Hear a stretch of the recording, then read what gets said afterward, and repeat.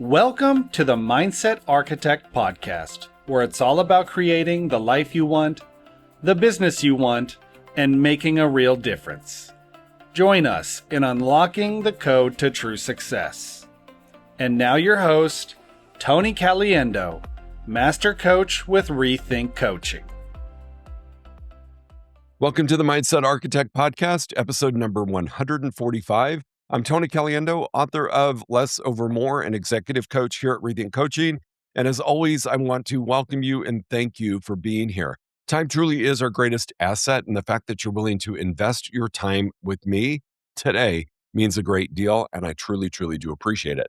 I'm going to talk to you today about something that we may not have considered as a source of our depletion of energy, as a source of what's causing us to stay busy yet not moving forward towards our goal. And that's the simple thing of decision fatigue. There is such a thing as decision fatigue. It could be the thing that is running your life and your business in a way that is not beneficial to you. You know, I had this conversation with my coach, and I can't help but think of it often. You know, we are story-making machines, us human beings, and our brains are constantly going and pitching us ideas and thoughts and creative things to do and great strategies to distract us. And I constantly think about, from the moment we open our eyes, we start to negotiate and ask ourselves questions. Should I sleep another 15 minutes? Should I go to the gym today or go later this afternoon? Should I get dressed a certain way based upon the clients I might have? Or what should I be doing? What should I have for breakfast? Should I have breakfast? We answer so many questions within the first 5 minutes of being awake that I think it would shock you if you actually sat and wrote down how many questions and decisions you're making before your feet ever touch the ground. So this is a really important conversation to have as an entrepreneur, as an executive, as a leader, as a human being. How do we combat decision fatigue in your life? So at the end of the day, you don't go home and feel like, I had the busiest day and I did nothing. And I promise you, when you have those moments, it's because you've been faced with too many decisions.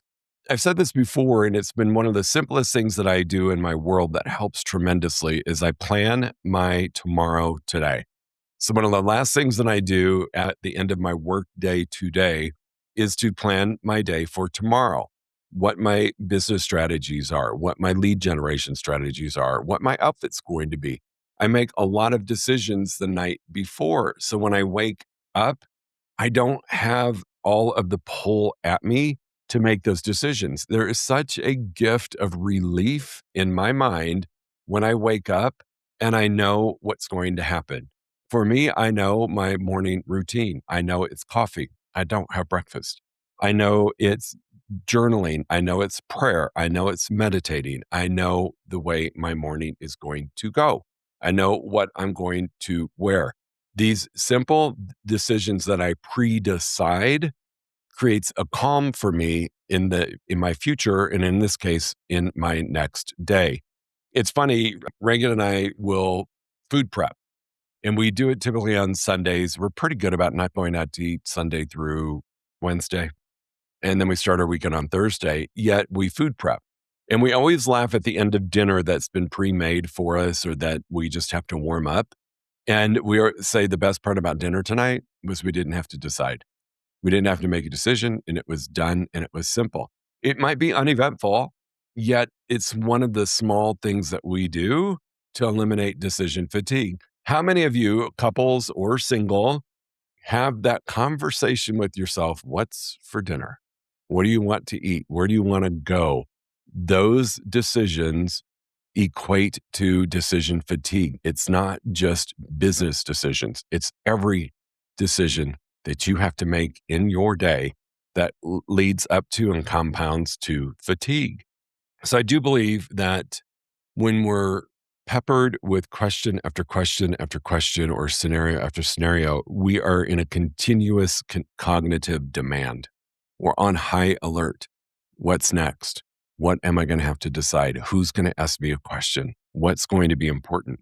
And I realize that we make, as leaders, as human beings, hundreds, if not thousands, of micro decisions every single day that can quietly drain your mental energy.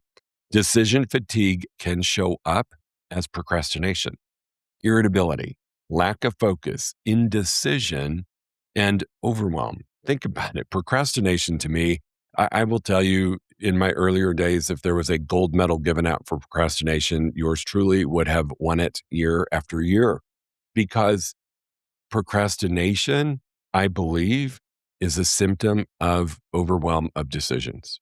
You're just going to put it off because it's going to require another decision. If I just put it off, I don't have to think about it. I don't have to make a decision of what to do, how to show up, what to say. Procrastination to me is the number one signal that you should be paying attention to, that you are probably experiencing decision fatigue. Irritability, I will also be transparent. When I'm cranky and somebody asks me a question and I feel like I just want to rip their face off rather than answer the question, I know that I've answered too many questions that day. So there's some key symptoms, signals that you should be paying attention to, that if you're experiencing them, it's because you're in that continuous cognitive demand. Basically, you're having to make decision after decision after decision. And people think they need more discipline about their decision-making process when actually you just need less decision load. You need to have systems set up that help the process so you're not having to constantly answer the same question over and over. So part of your exhaustion can be a decision problem, not a time problem. The other thing that we tend to do when it comes to decision fatigue is we make things so complicated. Complexity is quietly stealing your energy. I don't know why we do it. We make things incredibly complicated that don't need to be. We tend to, royal we, meaning myself included, sometimes tend to over question the question.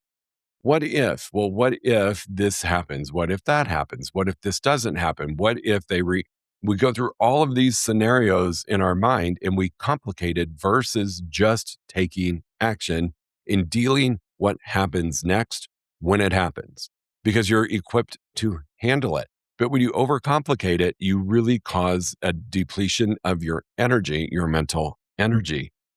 We tend to accumulate complexity. So think about that, right? We tend to take something that is very simple and overcomplicate it. And I think that is part of our exhaustion and part of our signal that we are in decision fatigue. We carry a lot of open loops around and moving parts requiring constant mental management. How many of you have avoided making a decision and that has haunted you throughout the entire day? I really need to figure out what I'm going to do about that. I really need to figure out what I'm going to say to that client. I really need to make that decision because they're waiting on my answer. I have a deadline. I need to make that decision. And yet we don't. And we end with all of these open loops when we don't make a decision because we're over complicating it. Where if we just took the 30 seconds it would take to make the decision, close the loop and move on, it really clears the space for you to be clearer throughout the day. So if you find yourself postponing, procrastinating, making a decision, I would invite you to ask, what is the level of importance of this decision on a scale of 0 to 10?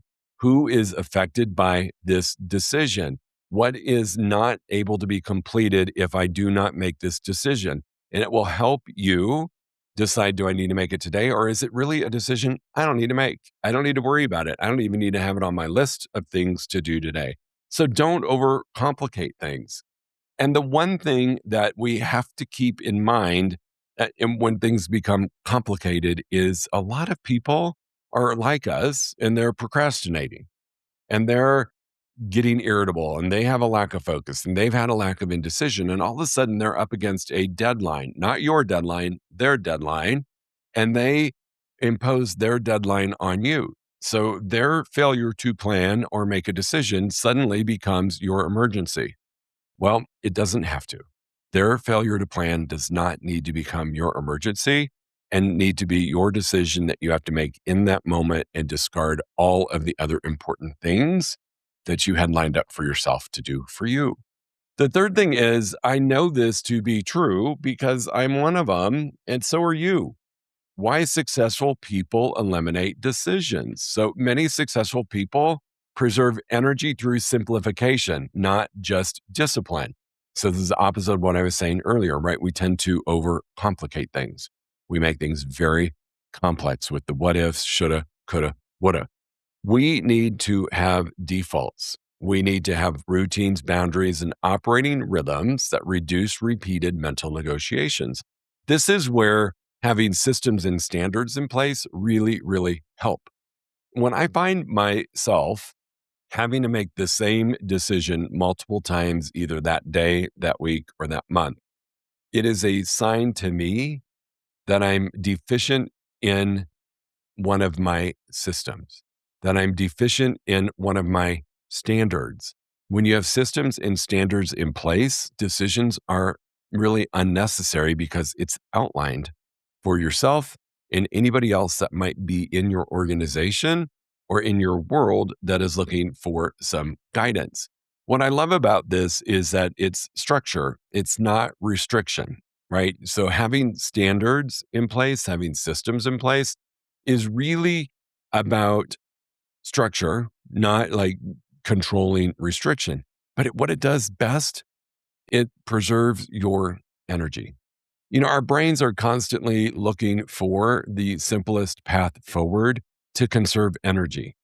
And when we are eliminating it from having to make repetitive decisions over and over and over, we're giving it a break. We're allowing it to preserve energy for more important decisions that need to be made in our future. Many times, too much freedom of choice creates clutter instead of freedom. So simplify, eliminate, create your boundaries, have your systems and standards in place. Where could we create simple defaults for reoccurring items in our life, in our business that can be handled without us? Remove and eliminate every decision needing to be made by you. One of the things that's really important about this eliminating decisions, and what I've made very clear for the organizations that I run, is my values and beliefs, my vision and my mission are very clear. If you work with me, you know what they are. And it makes it easier to say no to something or yes to something when you as a person are clear on those things for yourself and you're clear on those things for your business and your life. It makes it so much easier to eliminate decisions because if it's not in alignment with your values and your beliefs or your mission and your vision, the answer is really quite simple. No, it makes making those complex decisions simpler. The fourth thing is there's a hidden link between decision fatigue and the wrong more. Decision fatigue often reveals deeper issues, unclear priorities. When you have all of these decisions to make, everything feels equally important, right? Everything feels urgent. Everything feels like it's possible and we've got to do it now. Decisions become heavier. They seem like they are more important than ever, like they're more detrimental if you make the wrong decision. So when we're focused on doing the wrong more and we're doing the wrong things, that really is a statement of unclear priorities. We're just doing stuff for the sake of doing it. We're just doing more to embrace the busyness to make ourselves feel good. And actually, we're just cluttering up our priorities. Lack of priorities makes everything feel equal. I think about this exercise when I'm overwhelmed and I'm feeling those things, I'm irritable, I'm procrastinating. I feel like I just am stuck in neutral because I have so many things to do that I will sit and get everything that I need to do out of my head on paper. Because while I'm carrying around all of these things that I need to make decisions on in my head, it's really impossible for you to prioritize them. Your brain doesn't have a really good sorting until you become intentional about it and make it a conscious activity or a conscious exercise. So I will write everything down. I will look and see what don't I need to do? What can I delete? What can I delay? What must be done right now? And that becomes where I give my attention So I know that I'm focused on the right more activities, and those are the correct decisions to be making. And the most important things are getting taken care of, not just everything because it's all of the same weight of importance. This is a big factor when you get to the end of the day and you feel like you've been pulled in a million different directions and got zero done. It's because you didn't take the time to prioritize what was the most important decision to make. And you must do that. It's one of the best gifts I give myself. And I will do it multiple times throughout the day. If I'm in a place of decision fatigue in the morning, like I've just got so much going on today, and I know I've got my calendar, but here's my calendar and here's my reality. And I get into a place of overwhelm and I can't decide really what to do or what's important. I just sit and I take out a piece of paper. I'm a pen and paper guy. You can do it however the heck you want to do it. And I just dump out every single thing that's on my mind that needs to be done. And then I can make a pass through and look at what is on this list that needs to be done, but I don't need to do. So who can I delegate to? What is on this list that doesn't need to happen, can be completely deleted? And what's on the list that could simply be delayed? Like, I don't have to make that decision today. I can put that off for 3 days. It's not important today. So there is a hidden link between decision fatigue and the wrong more.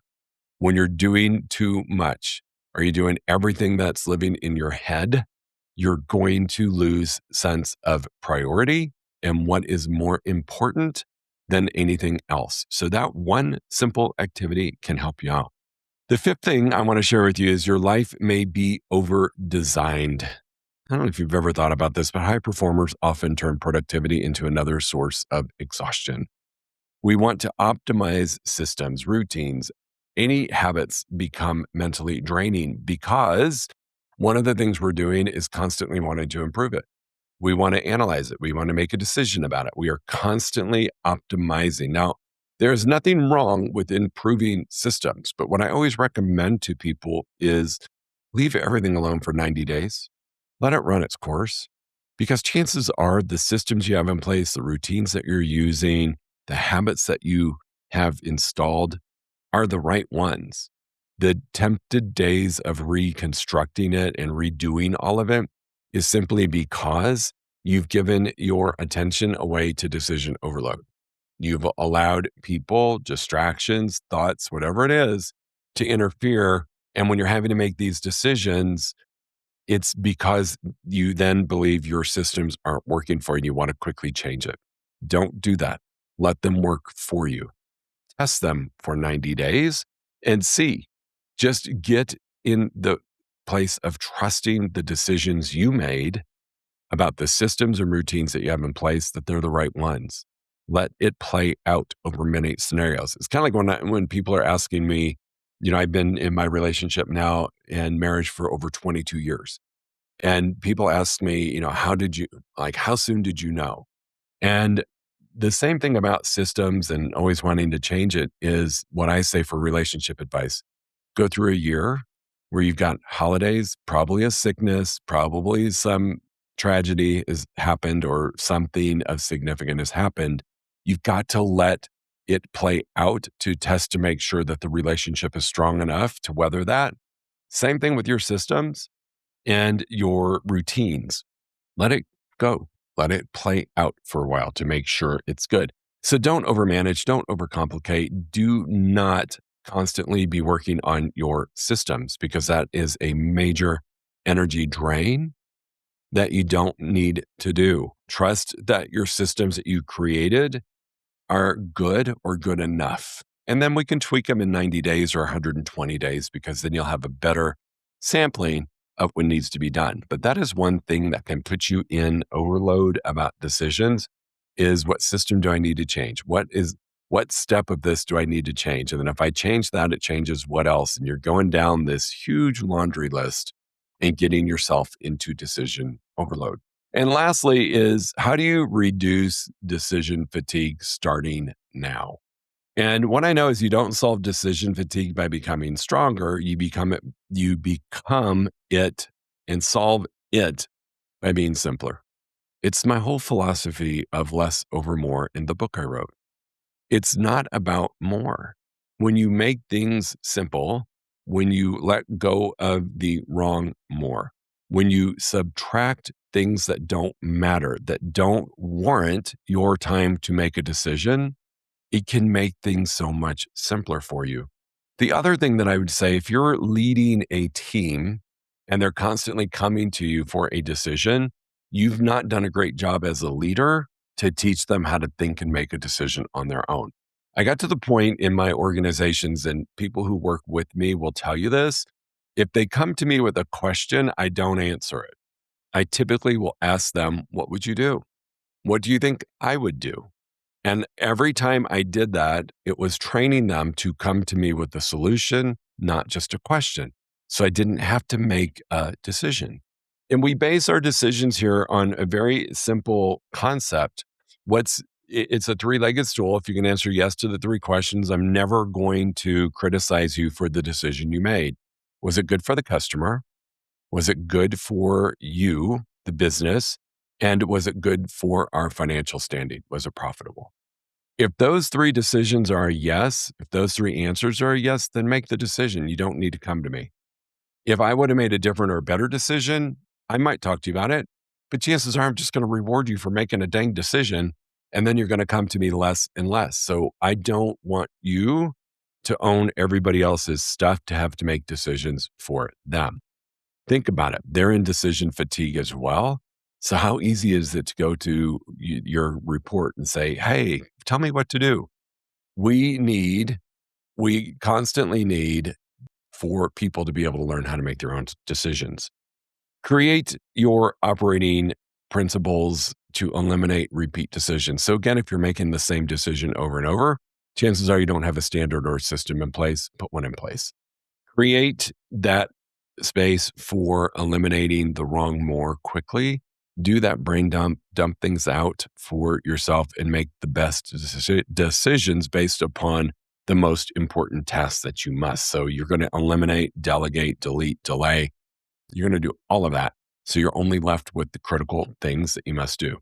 Less isn't about doing less. It's about deciding less so you can focus on what matters most. When you do that, when you practice less over more and you practice choosing the right more and elimination of the wrong, you're allowing yourself to subtract. You're allowing yourself to subtract what doesn't matter and clear the space where less decisions have to be made. If you're making too many decisions, I think you are most likely operating in the wrong lane and you're doing things for the sake of doing it versus the sake of doing the right activities. All right, team, go think about this. Decision fatigue is real. I can tell when my clients are in it, they're zapped of energy. They're not making strategic moves forward. They are being covered up in muck that does not serve them in the future. All right, thanks so much. Make it a good week. If you enjoyed listening to this podcast, you must come check out the Mindset Architect Group Coaching Program. It's our monthly program where we explore the power of your mindset, help you identify what you truly want in business and life, and then help you reach those goals. Come check us out at rethinkcoaching.com/group-program. That's rethinkcoaching.com/group-program. We'll see you there.